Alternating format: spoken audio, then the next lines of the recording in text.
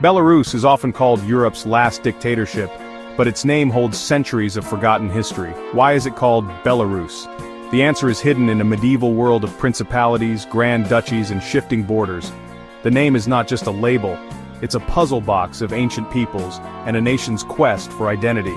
To understand Belarus, we must look beyond modern headlines and decode the two words that form its name. Every syllable carries the weight of history, from early Slavic settlements to the Grand Duchy of Lithuania and the Russian Empire. Unlocking the name Belarus is key to understanding its persistent quest for identity. This journey will peel back the layers of the name, tracing its evolution and the historical currents that gave it meaning. Let's begin by breaking down the name itself. The name Belarus is a fascinating blend of two ancient Slavic words, Bela, which means white, and Rus, which refers to the medieval federation known as Kievan Rus. This combination is more than just a label, it's a window into the region's deep and complex history, reflecting centuries of cultural evolution and shifting borders. The word Bela is quite straightforward, it simply means white. You can see this root in other Slavic place names like Belgrade, which translates to the White City. The use of white in place names often signified something prominent or pure, a marker of distinction in a landscape. In the context of Belarus, the color white might evoke ideas of purity, nobility, or even freedom.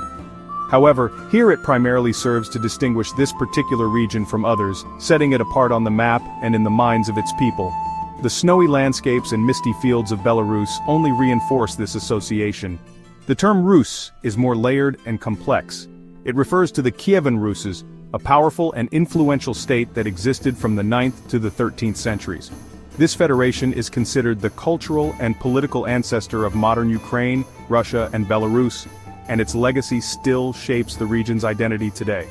The people of Kievan Rus were primarily Slavic tribes, but they were likely ruled by a Viking elite known as the Varangians. These Norse adventurers played a crucial role in shaping the early political landscape, bringing new influences and forging connections across Europe and Asia. When you combine Bela and Rus, you get White Rus, a name that directly links Belarus to the ancient civilization of Kievan Rus. This connection is not just historical, but also symbolic, tying the modern nation to a rich and storied past. The name Belarus asserts the country as a distinct branch of the East Slavic family. It's a declaration that Belarus is not simply an extension of Russia, but a unique nation with its own traditions, language, and cultural heritage. The term White Rus is more than a geographic label. It's a proud statement of unique identity and independence. For centuries, Belarusians have used this name to emphasize their distinctiveness and their right to self-determination. Unfortunately, the common English mistranslation White Russia misses this crucial nuance. It can create confusion, suggesting a closer link to Russia than actually exists, and overlooking the unique story of Belarus. The name Belarus is a statement in itself, a reminder that this is not just a region, but a nation with its own deep roots, proud history, and enduring spirit. Even today, this distinction remains vital in Belarusian politics and culture, shaping how Belarusians see themselves and how they are seen by the world. White Rus was part of a medieval color-coded system, white, black, and red Rus. White Rus described northeastern lands, Polotsk, Vitebsk, Mogilev, later under the Grand Duchy of Lithuania. Black Rus referred to the upper Niemen River basin, possibly named for its dark forests or pagan rulers. Red Rus described Galicia, now in Ukraine and Poland, perhaps named for its soil or fortified towns. These color distinctions reflected shifting borders and identities, but only White Rus endured. It became the lasting name for the people and lands that would become Belarus. The name White Rus truly began to solidify under the Grand Duchy of Lithuania during the 13th and 14th centuries, a time of dramatic change and shifting borders in Eastern Europe. As the Mongol invasions swept across the region, much of Rus fell under foreign domination. However, the western lands, including the territory known as White Rus, found a different path. Rather than being conquered outright, these lands gradually integrated into the expanding Grand Duchy of Lithuania, forging new alliances and adapting to new rulers. This integration was not a result of violent conquest, but rather a process of negotiation, diplomacy, and shared interests. The people of White Rus maintained many of their traditions and customs, even as they became part of a larger political entity. The Grand Duchy itself was ruled by a Lithuanian elite, but its population was predominantly Orthodox Slavs, ancestors of modern Belarusians. This unique blend of rulers and subjects created a diverse and multicultural society where different faiths and languages coexisted. Ruthenian, the language spoken by the Slavic majority, and an ancestor of modern Belarusian, was adopted as the official language of administration and law. This helped preserve the local culture and identity even as political boundaries shifted. During this era, a distinct Belarusian identity began to take shape, separate from the neighboring Muscovy to the east. The people of White Ruses developed their own customs, religious practices and sense of belonging, rooted in their land and history. The Union of Lublin in 1569 marked another turning point, merging Lithuania with Poland to form the Polish-Lithuanian Commonwealth. This brought increased Polish influence, especially among the nobility, but the term White Rus continued to be used for the eastern lands, preserving a sense of regional distinction.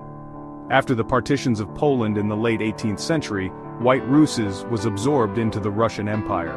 The Russian authorities began calling the region Western Russia and attempted to suppress its unique culture, language and traditions, seeking to assimilate its people.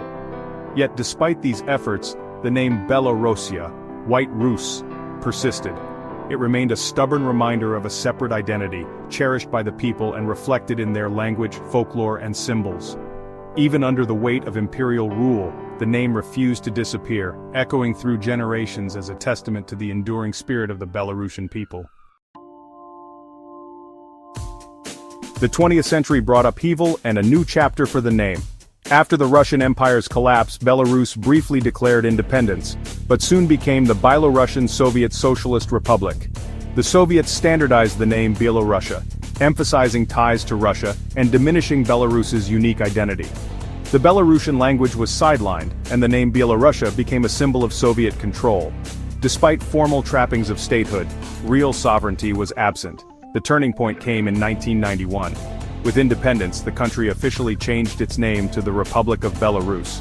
Dropping the Russia suffix was a deliberate act of reclaiming history and asserting sovereignty. Belarus was no longer a little brother, but a nation with its own story. The name change marked a break from the Soviet past and a step towards self-definition. Belarus was finally naming itself. Why white?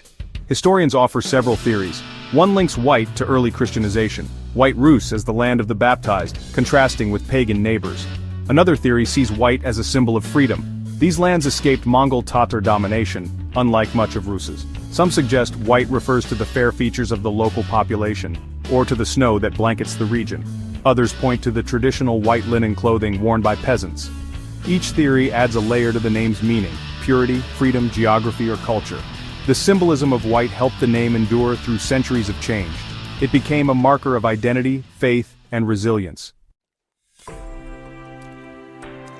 Today, the choice between Belarus and Byelorussia is more than just a matter of language. It's a deeply political statement that resonates throughout the country and beyond its borders. The words people use to name their homeland reflect not only personal beliefs but also broader questions of history, allegiance, and national destiny. Choosing Belarus signals a desire for independence and a European identity, one that is rooted in the proud history of the Grand Duchy of Lithuania. This name connects the nation to a legacy of self-governance and cultural richness, emphasizing its place in the heart of Europe and its distinct path apart from its neighbors. On the other hand, Byelorussia, a term still widely used in Russia, evokes a sense of nostalgia for the Soviet era and a longing for the days of closer ties to Moscow. For some, it represents a shared past and a vision of unity with Russia, while for others, it is a reminder of lost autonomy and outside influence. This linguistic divide is not just about words, it mirrors the country's deep political and cultural fault lines. In the East, Russian language and influence remain strong, while the West leans toward Belarusian language and European values, creating a complex tapestry of identities within a single nation. For many Belarusians, using the name Belarus is a non-negotiable assertion of sovereignty and pride. It's a way to honor their ancestors, celebrate their unique culture, and declare to the world that their nation stands on its own. The name Belarus looks back to the ancient realms of Kievan Rus and the Grand Duchy of Lithuania, drawing strength from centuries of resilience. At the same time, it marks a modern declaration of statehood, signaling a commitment to charting an independent future. National symbols like the white-red-white flag, traditional embroidery, and the Belarusian language itself reinforce this distinct identity, serving as powerful reminders of the nation's enduring spirit and the ongoing struggle for self-determination. The story of Belarus is ultimately one of survival, a name and a people that have endured centuries of foreign rule, shifting borders, and repeated attempts to erase their identity. Through it all, the idea of Belarus has persisted, adapting and evolving with each new era. From White Ruses to Belarus, the evolution of the name encapsulates a rich, complex history and a future that Belarusians are determined to define on their own terms, no matter the challenges they face. What other country name origins should we explore next? Let us know in the comments and join us as we continue to uncover the fascinating stories behind the names that shape our world.